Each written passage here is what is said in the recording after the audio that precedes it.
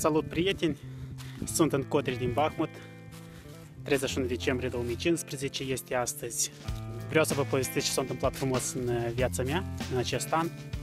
Așa că sunt aproximativ 12 lucruri care s-au întâmplat interesante la mine în viață. Hai să începem. Primul lucru din lista noastră este faptul că am absolvit cu succes Universitatea Academiei de Științe din Moldova, matematica. Am diplomă în științe exacte. Așa că a fost destul de frumos și interesant. A doilea lucru frumos care s-a petrecut în viața mea este faptul că am început să predau matematica, statistica și logistica la Universitatea Diviția Grația. Am avut și am niște studenți extraordinari.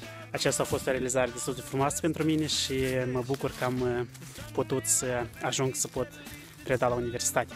În 2015, foarte reușit și foarte plăcut, împreună cu Stoler Gheorghe, am deschis clubul intelectual de discuție al 5-lea element. Am petrecut destul de multe activități, întruniri, a fost destul de interesant, frumos, așa că asta este la fel o realizare de care mă bucur, care s-a petrecut în 2015 la mine.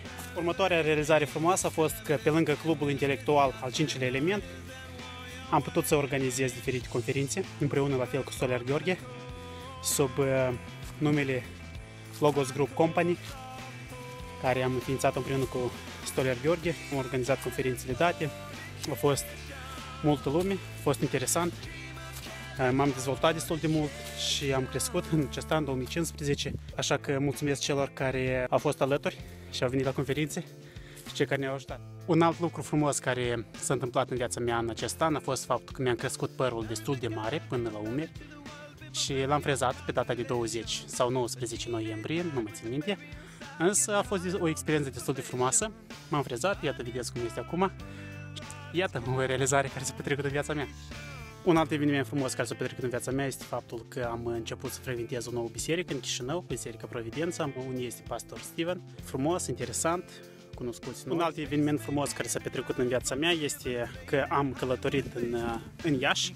Inițial nu mi-a plăcut, dar mai apoi am putut să văd muzeele de acolo, edificiile, parcurile, Boșdeacu al lui Ion Creangă, galeriile de artă, destul de frumos să călătoresc acolo. În 2015 s-a petrecut un eveniment destul de interesant la mine.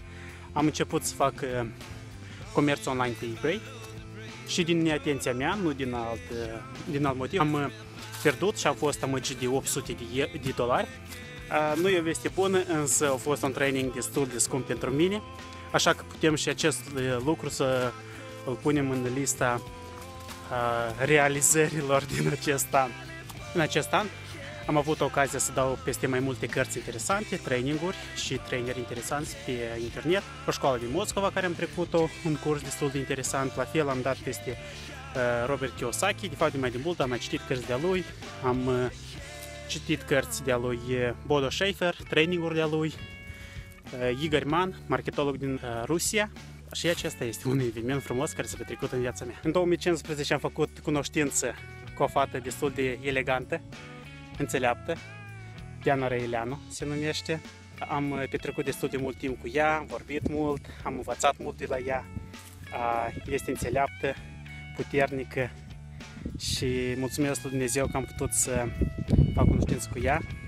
Iată, pe lângă toate astea, puteți să vedeți aici împrejurimile.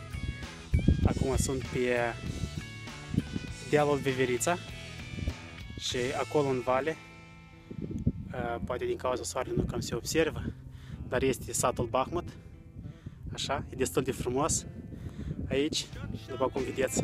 Un alt eveniment frumos care s-a petrecut la mine în acest an a fost faptul că am deschis o afacere. Este un internet magazin, se numește Star Shop. La fel, acest internet magazin l-am făcut și magazin fizic pe strada Tighina 61. Această afacere am deschis-o împreună cu Dolghier Eugen. Este destul de greu, dar este interesant, provocări noi. M-au ajutat și mama și tata în această afacere.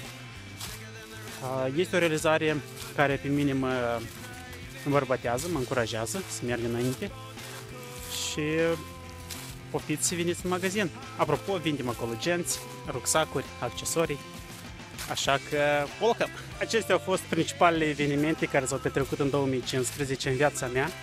Așteptați următorul video cu ceea ce doresc să realizez în 2016, cu ajutorul lui Dumnezeu, desigur. Și vă mulțumesc că ați privit acest video. Încă o dată, ne uităm acolo în vale, este satul Bahmut. Sănătate, pace și numai bine de la Budoiana.